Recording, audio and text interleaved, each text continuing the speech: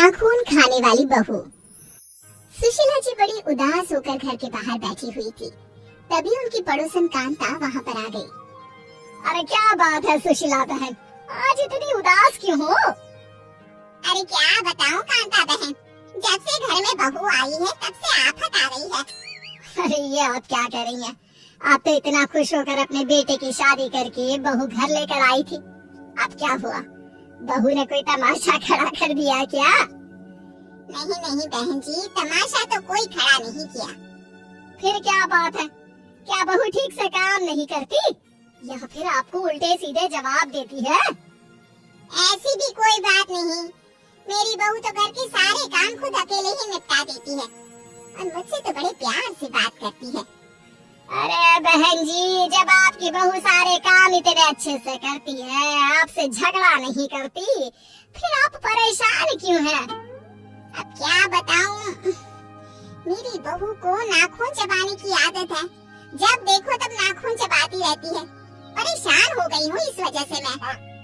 अरे तो इसमें आपको क्या परेशानी? चबाती है तो चबाने दो। अरे बहन जी, शर्म आती है। घर पर कोई मेहमान या मिलने वाला आ जाए और वो बार बार हमसे पूछे कि आपकी बहू इस तरह नाखून क्यों खा रही है। अब आप ही बताइए क्या जवाब दें उनको। अरे तो फिर आप अपनी बहू को समझाने की कोशिश कीजिए कि इस तरह की हरकत ना किया करे। क्या करूं? वो कहती है कि उसकी बचपन की आदत है, छुड़ाना बहुत मुश्किल है मम्मी जी। मेरी तो कुछ समझ में नहीं आता। चलिए मैं आपकी बहू को समझाने की कोशिश करती हूँ। आइए आइए अंदर आइए, इसी बहाने बहू से भी मिल लीजिए। क्या पता आपकी बात उसकी समझ में आ जाए। सुशीला और कांता दोनों घर के अंदर चले जाते हैं। वहाँ पर सुशीला की बहू प्रिया घर का कुछ काम कर रही थी। कांता को देखते ही प्रिया उनके पास आ जाती है। नमस्ते आंटी जी, कैसी हैं आप? मैं तो बिल्कुल ठीक हूँ बेटा, खूब खुश हो, भगवान तुम्हें लंबी उम्र दे। आंटी, मैं आपके लिए चाय नाश्ता लेकर आती हूँ, आप तब तक बैठकर मम्मी जी से बातें करें। अरे बेटा, चाय की क्या जल्दी है, यहाँ आओ मेरे पास बैठो। सारा दिन काम में लगी रहती हो, कभी हम लोगों के पास बैठकर बातें भी किया करो। जी आंटी जी, मैं आप लोगों के पास बैठ जाती हूँ बस। कुछ ही देर बाद बातें करते करते प्रिया अपने नाखून चबाने लगती है। ये देखकर कांता ने उससे कहा, अरे प्रिया बेटा, ये तुम क्या कर रही हो? इतनी पढ़ी लिखी सुंदर और समझदार लड़की होकर इस तरह नाखून चबाना अच्छा नहीं लगता। सॉरी आंटी जी, वो क्या है ना, मुझे पता ही नहीं चलता कि मैं कब अपने नाखून चबाने लग जाती हूँ। अरे जरा दिखाओ तो तुम्हारे नाखून। ये देखिए। देखा आपने, प्रिया ने अपने नाखून चबा चबा कर पूरी तरह गायब कर दिए हैं। अब कौन समझाए इसे? अरे कोई बात नहीं, लेकिन बेटा तुम्हें इस तरह नाखून नहीं खाने चाहिए। देखो, अगर तुम इस तरह की कोई भी हरकत करोगी ना, तो कोई तुम्हारी अच्छाइयों को नहीं देखेगा, सब तुम्हारा मजाक बनाएंगे। आपकी बात सही है आंटी, लेकिन मैं क्या करूं? मेरा अपनी इस आदत पर बिल्कुल कंट्रोल नहीं है। लेकिन बेटा, मैंने भी तुम्हें कितनी बार कहा है, तुम्हें कोशिश तो करनी चाहिए ना। अच्छा, कोई बात नहीं प्रिया, कल मेरे घर पर छोटी सी पूजा है, मोहल्ले की कुछ औरतें भी वहाँ पर आएंगी। मैं चाहती हूँ तुम भी हमारे घर आओ। जी बिल्कुल, मैं मम्मी जी के साथ आपके घर जरूर आऊंगी। अगले दिन सुशीला जी अपनी बहू प्रिया के साथ कांता के घर पूजा करने के लिए जाती है। प्रिया मोहल्ले की औरतों के साथ बैठी हुई थी, तभी अचानक से मोहल्ले की एक औरत सीमा के चिल्लाने की आवाज आई। अरे ये देखो, सुशीला जी की बहू मेरा हाथ पकड़कर मेरे नाखून खा रही है। हैं? ये क्या कह रही हो? आपको क्या लगता है मैं झूठ बोल रही हूँ? ये देखिए, आपकी बहू मेरी बाजू में बैठी थी। अरे मैं तो भगवान के ध्यान में इतनी मस्त थी, इसने मेरा हाथ उठाया और लगी मेरे नाखून खाने। क्यों प्रिया बहू, तुमने सीमा के हाथ के नाखून भी खाए क्या?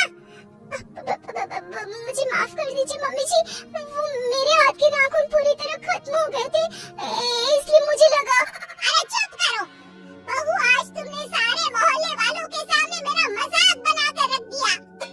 अरे प्रिया बेटा, मैंने तुम्हें कल ही तो समझाया था कि तुम्हें इस तरह की हरकत नहीं करनी चाहिए।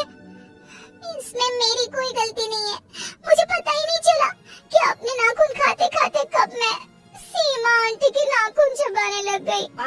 अरे कैसी पागल बहू है आपकी, इसका कुछ इलाज क्यों नहीं करवाते? अरे ऐसा भी कोई होता है क्या? इंसान अपने नाखून छोड़कर बाजू वाले के नाखून चबाने लगे। सीमा की बात सुनकर मोहल्ले की सारी औरतें हंसने लग जाती है। ये देखकर सुशीला जी को बिल्कुल अच्छा नहीं लगता और वो प्रिया पर नाराज होती है और उसे घर ले आती है। पूरे मोहल्ले के सामने आज तुमने हमारा मजाक बनवा कर रख दिया। मम्मी जी मुझे माफ कर दीजिए, मुझसे बहुत बड़ी गलती हो गई। बहू आखिर तुम अपनी आदत छोड़ क्यों नहीं देती? मैं कोशिश करूंगी मम्मी जी। कुछ दिन और इसी तरह बीत जाते हैं, लेकिन प्रिया की नाखून खाने की आदत अभी तक खत्म नहीं हुई। तभी एक दिन प्रिया के पेट में जोरों से दर्द होता है। मम्मी जी मेरे पेट में बहुत जोर से दर्द हो रहा है। अरे क्या हुआ? कुछ देर पहले तक तो तुम बिल्कुल ठीक थी। पता नहीं मम्मी जी, बहुत दर्द हो रहा है, मुझे डॉक्टर के पास ले चलिए ना। अच्छा ठीक है, मैं तुम्हें डॉक्टर के पास ले चलती हूँ। सुशीला जी, आपकी बहू के पेट में नाखूनों का गुच्छा बन गया है और इसे ऑपरेशन से ही बाहर निकाला जा सकता है। क्या ऑपरेशन? ये क्या कह रहे हैं आप डॉक्टर साहब? मुझे ऑपरेशन से बहुत डर लगता है। अब डरने से क्या होगा प्रिया जी, आप जिस स्पीड से नाखून खाती हैं उससे ये सब तो होना ही था। हे भगवान, ये क्या हो गया? मेरे नाखून खाने की आदत की वजह से मुझे ये सब सहना पड़ रहा है। बहू, अगर तुमने वक्त रहते मेरी बात मान ली होती तो आज तुम्हारे साथ ये सब ना हुआ होता।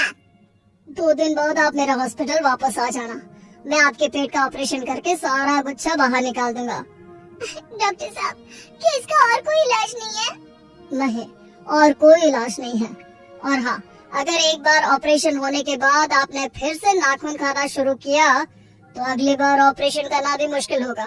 फिर तो सीधा भगवान जी ही इसका इलाज करेंगे। नहीं डॉक्टर साहब, मुझे इतनी जल्दी भगवान के पास नहीं जाना। 2 दिन के बाद सुशीला जी अपनी बहू प्रिया को डॉक्टर के पास लेकर जाती है। प्रिया को हॉस्पिटल में एडमिट करने के बाद उसे ऑपरेशन थिएटर में ले जाया जाता है। 1 घंटे के बाद जब प्रिया होश में आती है, मम्मी जी मेरा ऑपरेशन ठीक से तो हो गया ना? मुझे कुछ होगा तो नहीं ना? क्यों, तुम्हें अच्छा नहीं लग रहा क्या? नहीं मम्मी जी, ऐसी कोई बात नहीं है, लेकिन मुझे पता है डॉक्टर ने मेरा पेट काट कर नाखून का गुच्छा बाहर निकाला होगा और अब मुझे कई दिनों तक एक बिस्तर पर पड़े रहना होगा।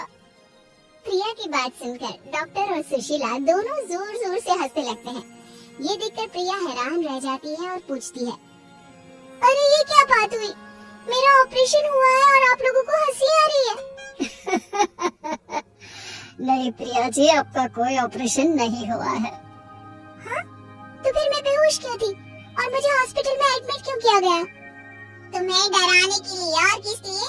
इतनी बार तुम्हें समझाया कि तुम्हें नाखून नहीं खाने चाहिए, लेकिन तुम्हें समझ में ही नहीं आता था। मुझे लगा कि यही एक सही तरीका है।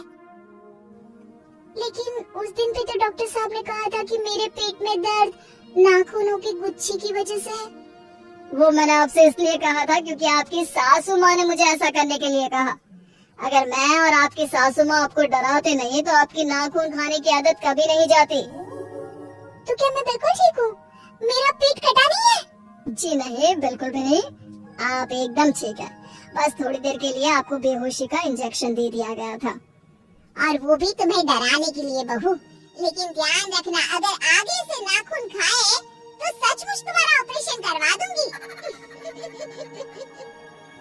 अपनी सास की बात सुनकर प्रिया जोर जोर से हंसने लगी और साथ ही उसने मन ही मन ये निश्चित भी कर लिया था कि वो कभी